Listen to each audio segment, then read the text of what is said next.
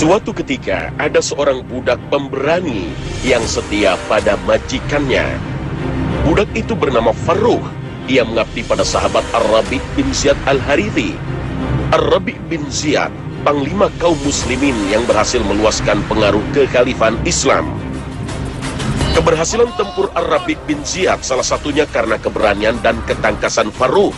Maka, seusai memenangkan peperangan, Ar-Rabi' memberikan hadiah kemerdekaan kepada budaknya yang setia itu. Namun panggilan jihad fisabilillah terus mengiang di telinga Farruh. Ia bertekad bergabung dalam barisan kaum muslimin. Hanya ada dua cita-cita dalam benaknya: berjuang dan bertempur sebagai mujahid Allah, atau gugur di medan laga dan menyandang gelar syahid. Meski istri dalam keadaan mengandung, Farruh tetap berjalan tegap menuju arena pertempuran. Tapi sebelum ia pergi berperang, ia menitipkan uang sebanyak 30.000 dinar kepada istrinya. Ia berkata, "Istriku, aku menitipkan engkau dan janin dalam kandunganmu kepada Allah dan Rasul-Nya. Jagalah kehormatanmu dan didiklah anakmu setelah ia lahir agar menjadi hamba yang soleh. Dan kutitipkan uang 30.000 dinar padamu. Manfaatkan dan gunakanlah uang ini untuk membiayai diri dan anak kita yang masih ada dalam kandungan." Nah pemirsa, bagaimanakah nasib Farruh? Apakah ia mampu memenangkan pertempuran atau meninggal dalam keadaan syahid? Dan bagaimanakah nasib istri dan kandungannya? Maka saksikanlah kisah lengkapnya dalam Khazanah hari ini.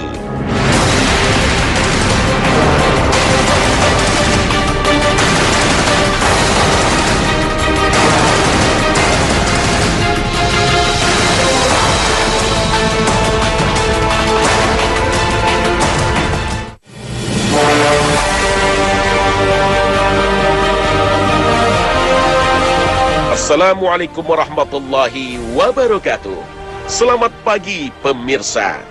Khazanah kembali hadir untuk mencerahkan pagi hari Anda. Semoga kisah yang kami tayangkan hari ini menginspirasi Anda, insya Allah. Kisah ini terjadi di masa tahun 51 Hijriah atau 630 Masehi. Di era ini hiduplah kaum tabi'in, yaitu orang-orang yang berjumpa dengan sahabat-sahabat Rasulullah Sallallahu Alaihi Wasallam. Pada masa ini, pasukan kaum muslimin memporak-porandakan sarang-sarang kekufuran di muka bumi, baik yang ada di kawasan timur ataupun barat. Di masa itu, hiduplah sahabat yang agung, Ar-Rabi' bin Ziyad Al-Harithi. Beliau adalah amir di Khurasan. Kegagahan beliau berhasil membawa Islam membuka pintu Sajistan. Ar-Rabi' bin Ziyad panglima handal, pemimpin pasukan perang di jalan Allah. Dan beliau memiliki pendamping seorang budak pemberani bernama Farruh.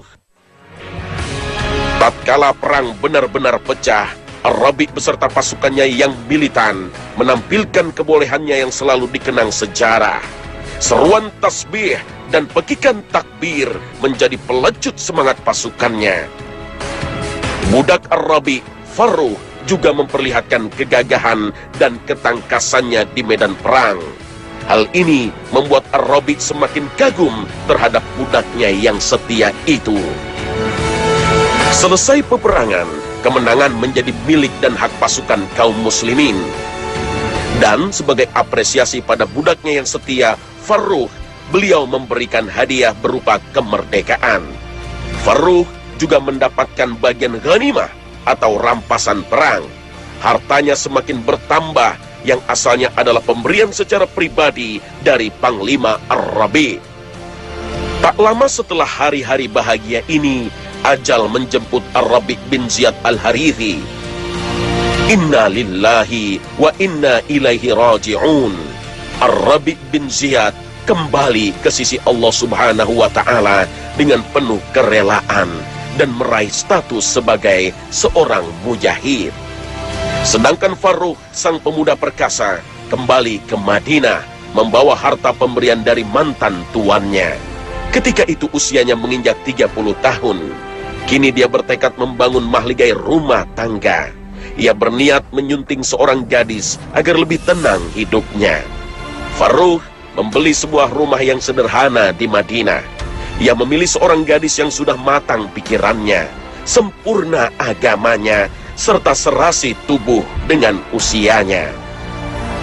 Farukh sangat bersyukur atas karunia Allah yang memberinya rumah dan istri yang solehah.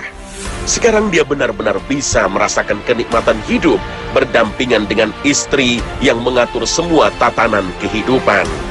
Persis seperti harapan yang selama ini ia cita-citakan.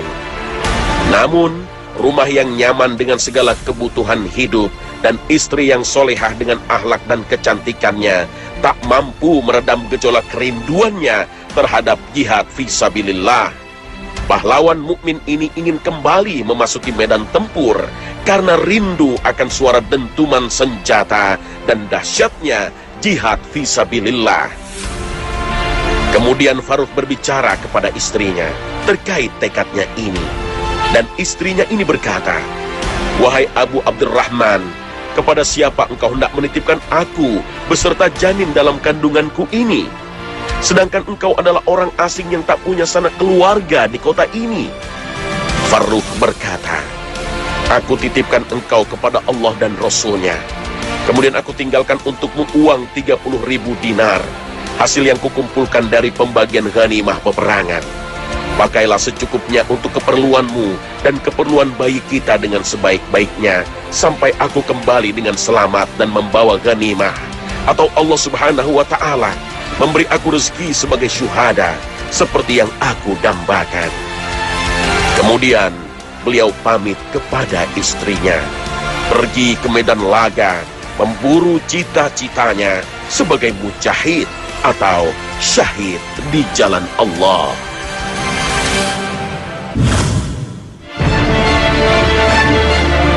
Beberapa bulan setelah keberangkatan Farukh, istrinya yang bijaksana itu melahirkan seorang bayi laki-laki. Bayi itu berwajah tampan. Sang ibu menyambut penuh bahagia, sehingga mampu mengalihkan perhatian yang telah berpisah lama dengan Farukh sang suami. Nama bayi laki-laki itu Ar-Rabi'ah. Tanda-tanda ketangkasan telah nampak pada diri Ar-Rabi'ah sejak kecil. Nampak pula tanda-tanda kecerdasan pada perkataan serta tingkah lakunya. Ar-Rabi'ah mendapatkan pendidikan dari para guru agar mampu belajar dengan para ahli di bidangnya secara layak. Di samping itu, Ar-Rabi'ah mendapatkan pengajaran adab sebagai penyempurna budi pekertinya. Dalam waktu yang tidak begitu lama, kecerdasan Ar-Rabi'ah berkembang pesat. Pada mulanya, ia mahir baca tulis, lalu hafal kitab Allah dan mampu membacanya dengan lantunan yang indah. Bacaan Al-Quran Ar-Rabi'ah seperti bacaan para sahabat terdahulu. Sesudah itu, beliau mendalami hadis-hadis Rasulullah SAW. Ia belajar ilmu hadis dari yang paling mudah, mempelajari bahasa Arab yang baik dan benar. Hampir tak ada perkara-perkara agama yang ia lewatkan. Tahun demi tahun berganti, ternyata Farukh tak kunjung datang. Sampai terdengar kabar burung dan isu yang bermacam-macam tentang Farukh. Ada yang mengatakan bahwa Farukh menjadi tawanan pasukan musuh. Ada pula yang mengatakan bahwa ia masih meneruskan jihadnya. Sedangkan yang lain berkata bahwa beliau telah mendapatkan syahid di medan perang seperti idamannya. Sang istri Ummu Ar-Rabi'ah menduga bahwa pendapat terakhirlah yang paling mungkin, karena tiada berita yang mengabarkan keadaan dan kondisi Farukh. Beliau menjadi sedih dan mengembalikan segala persoalan kepada Allah Subhanahu wa Ta'ala. Ketika Ar-Rabi'ah menginjak usia remaja dan hampir baligh, orang-orang menasehati ibunya. Sekarang Ar-Rabi'ah sudah dewasa. Sebaiknya dia tidak usah lagi belajar membaca dan menulis. Ada pula yang usul, dia sudah mampu menghafal Al-Quran dan meriwayatkan hadis. Lebih baik engkau suruh dia bekerja agar ia bisa mencari nafkah untuk dirinya dan juga dirimu. Namun ibunya berkata, "Aku memohon kepada Allah agar memilihkan baginya apa yang terbaik bagi dunia dan akhiratnya. Sesungguhnya Ar-Rabi'ah memilih untuk terus menuntut ilmu. Dia bertekad senantiasa belajar dan mengajarkan ilmu selama hidupnya. Ar-Rabi'ah terus belajar hingga larut malam, bahkan hingga lelah. Kawan-kawannya menasihati untuk menjaga dan menyayangi dirinya sendiri agar tidak jatuh sakit. Namun dia berkata, "Aku mendengar dari orang-orang tua dan guru-guruku berkata, sesungguhnya ilmu tidak akan memberikan sebagian dari dirinya kepadamu, kecuali jika kamu memberikan seluruh jiwamu untuk mendapatkannya." Tak heran jika dalam waktu singkat, nama Ar-Rabi'ah tersohor dan terkenal sebagai cendekia gudang ilmu. Ia memiliki banyak kawan, mendapatkan penghargaan, murid-muridnya, dan pemuda unggulan dari kalangan kaumnya. Kehidupan ulama Madinah ini begitu cemerlang. Sampai suatu kali terjadi peristiwa yang sama sekali tak terduga dalam hidupnya.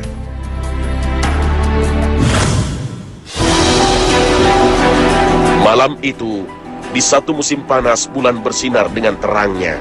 Seorang prajurit berusia 60 tahun memasuki kota Madinah. Dia berkuda, menyusuri jalan-jalan kampung menuju rumahnya.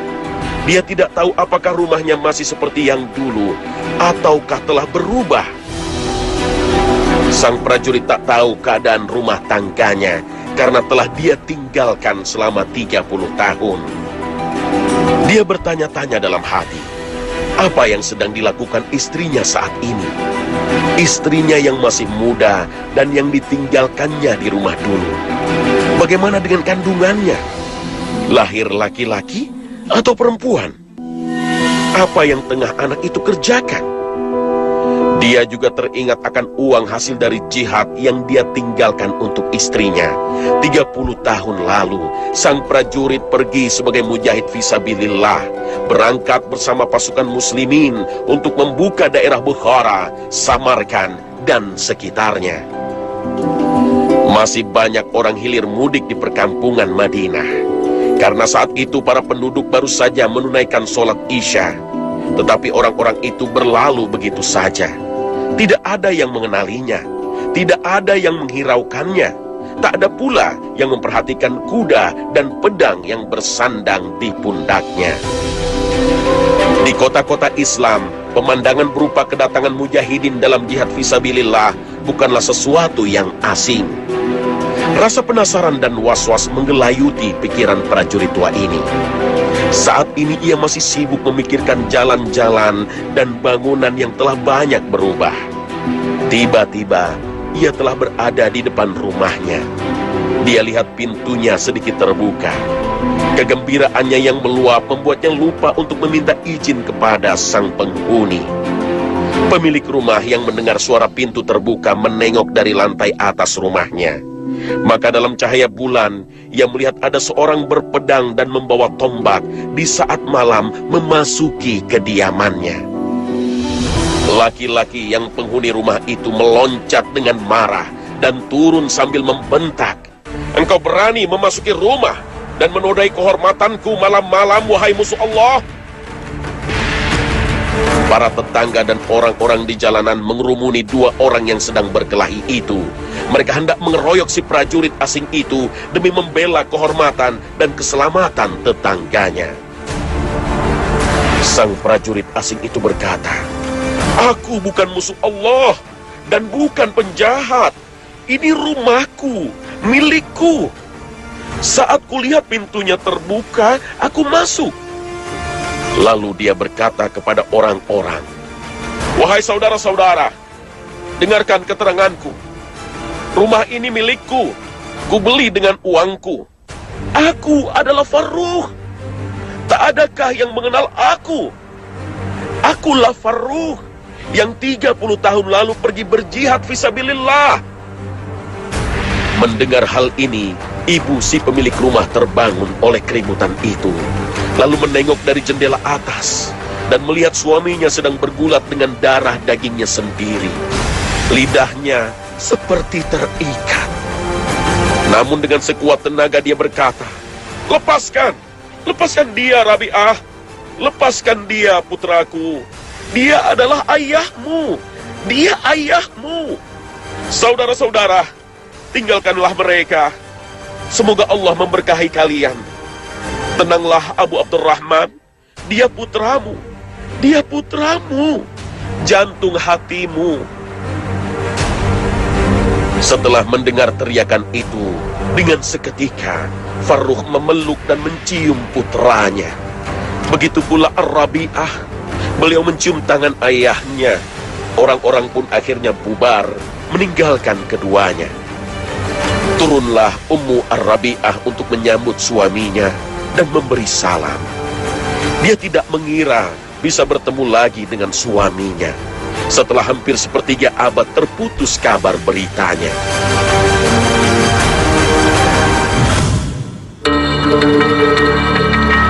Lalu suatu hari, Farrukh duduk bercengkrama dengan sang istri. Ia bercerita tentang keadaannya dan sebab musabab terputusnya berita darinya. Namun sang istri tak bisa menikmati ceritanya, karena ia ingat akan uang titipan suaminya dulu sebanyak 30.000 dinar. Saat ini kebahagiaannya berkumpul dengan suaminya berdampingan dengan kekhawatiran akan masalah itu. Uang titipan suaminya telah habis.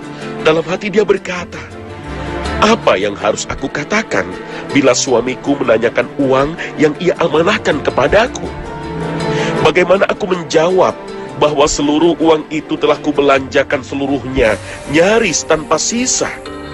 Apakah suamiku bisa menerima alasanku bahwa uang itu habis untuk biaya pendidikan putranya? Apa ia bisa percaya ketika aku berkata pendidikan putranya menghabiskan 30.000 dinar? Apakah suaminya bisa percaya jika putranya amat pemurah, hingga dia bisa berderma tanpa menyisakan 1 dirham pun untuk dirinya? Saat pikiran sang istri terbang jauh dan terlilit kepanikan, tiba-tiba suaminya menoleh kepadanya dan berkata, aku membawa uang 40.000 dinar. Ambillah uang yang aku titipkan kepadamu dulu, lalu kita kumpulkan untuk membeli kebun atau rumah. Istriku, kita bisa hidup dari hasil sewanya sampai akhir hayat kita. Ummu Ar-Rabi'ah pura-pura sibuk dan tidak menjawabnya. Dan suaminya Farrukh mengulangi pertanyaannya. Lekaslah, mana uang itu? Bawalah kemari. Akan kutambahkan dengan hasil yang saat ini aku bawa. Sang istri berkata, aku letakkan uang tersebut di tempat yang semestinya, dan akan kuambil beberapa hari lagi, insya Allah. Pembicaraan antara suami istri ini terputus oleh lantunan suara azan. Farrukh bergegas mengambil air wudhu sambil bertanya, mana Ar-Rabi'ah? Istrinya menjawab, dia sudah lebih dahulu berangkat ke masjid. Lekaslah berangkat, karena engkau akan tertinggal sholat berjamaah. Sampailah Farrukh di masjid. Beliau melihat sang imam telah menyelesaikan sholatnya. Dia pun segera sholat, kemudian menuju ke makam Rasulullah SAW dan mengucap salawat atasnya. Setelah itu Farrukh masuk dan berdiam di Raudhah Mutahharah. Betapa rindunya beliau untuk sholat dan berdoa di taman surga itu. Saat Farrukh hendak pulang, ia melihat ruangan masjid penuh dengan orang yang hendak belajar.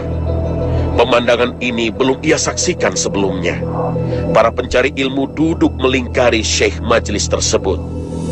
Farrukh mengamati, ternyata majelis itu berisi orang-orang yang telah lanjut usia. Mereka terlihat berwibawa dan terhormat. Semuanya duduk sambil memegang buku dan mencatat semua uraian syekh itu. Farrukh yang belum beranjak dari tempatnya bertanya kepada fulan yang di sebelahnya, siapakah syekh yang baru saja berceramah? Si fulan menjawab, apakah Anda bukan penduduk Madinah? Farrukh pun menimpali, saya penduduk sini, tapi maaf, saya tidak mengenal syekh itu karena sudah meninggalkan Madinah selama 30 tahun. Dan fulan pun menjawab, tidak apa-apa, duduklah sejenak. Syekh yang Anda dengarkan ceramahnya tadi adalah seorang tokoh ulama tabi'in. Ia termasuk di antara ulama yang terpandang. Dialah ahli hadis di Madinah, fuqaha, dan imam kami, meski usianya masih sangat muda. Farrukh berkata, Masya Allah, la quwata illa billah. Tidak ada kekuatan kecuali dari Allah. Si Fulan kembali menjelaskan, Malik bin Anas, Abu Hanifah An-Nu'man, Yahya bin Sa'id Al-Ansari, Sufyan As-Sawri, Abdurrahman bin Amru Al-Auza'i, Laith bin Sa'id, dan lain-lain menghadiri kajian sang syekh. Di samping itu, dia sangat dermawan dan bijaksana. Tidak ada di Madinah ini orang yang lebih dermawan terhadap kawan dan keluarga melebihi dirinya. Dia hanya mengharapkan apa yang ada di sisi Allah Subhanahu wa Ta'ala. Farrukh pun berkata, tetapi Anda belum menyebutkan namanya. Si Fulan berkata, namanya adalah Rabi'ah Ar-Ra'yi. Lalu Farrukh berkata, Rabi'ah Ar-Ra'yi? Si Fulan kembali menjawab, nama aslinya Ar-Rabi'ah, tetapi para ulama dan pemuka Madinah biasa memanggilnya Ar-Rabi'ah Ar-Ra'yi, karena setiap kali mereka menjumpai kesulitan atau merasa tidak jelas tentang suatu nas dalam kitabullah dan hadis, mereka selalu bertanya kepadanya. Farrukh kembali bertanya, Anda belum menyebutkan nasabnya. Si Fulan kembali menjelaskan, dia adalah Ar-Rabi'ah putra Farrukh atau Abu Abdurrahman. Ia lahir tak lama setelah ayahnya meninggalkan Madinah sebagai mujahid fisabilillah. Lalu ibunya lah yang memelihara dan mendidiknya. Tapi sebelum sholat, saya mendengar dari orang-orang bahwa ayahnya telah tiba malam tadi. Tiba-tiba saja Farrukh melelehkan air mata. Kemudian ia mempercepat langkahnya untuk pulang. Begitu melihat suaminya datang sambil meneteskan air mata, Ibunda Ar-Rabi'ah bertanya, ada apa wahai Abu Abdurrahman? Beliau menjawab, tidak apa-apa. Aku melihat putraku berada dalam kedudukan ilmu dengan kehormatan yang tinggi. Akhirnya, kesempatan ini membuat Ummu Ar-Rabi'ah menjelaskan tentang harta amanat suaminya. Suamiku, menurutmu manakah yang lebih engkau suka? Uang 30.000 dinar atau ilmu dan kehormatan yang telah dicapai putramu? Farrukh berkata, demi Allah, ilmu dan kehormatan yang menjadi milik putraku lebih aku sukai daripada dunia dan seisinya. Ummu Ar-Rabi'ah kembali berkata, ketahuilah wahai suamiku, aku telah menghabiskan semua harta amanatmu itu sebagai biaya pendidikan putra kita. Ridhokah engkau dengan apa yang telah aku lakukan? Farrukh berkata, iya, tentu saja. Semoga Allah membalas jasamu atasku, anak kita, dan juga kaum muslimin dengan balasan yang baik.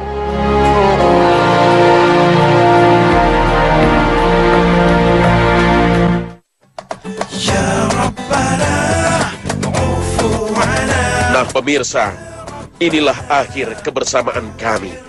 Semoga tayangan kami hari ini mampu melengkapi wawasan Islami Anda, sehingga jalan kehidupan Anda sesuai dengan prinsip Al-Quran dan hadis menjadi semakin terang. Akhir kata, wassalamualaikum warahmatullahi wabarakatuh.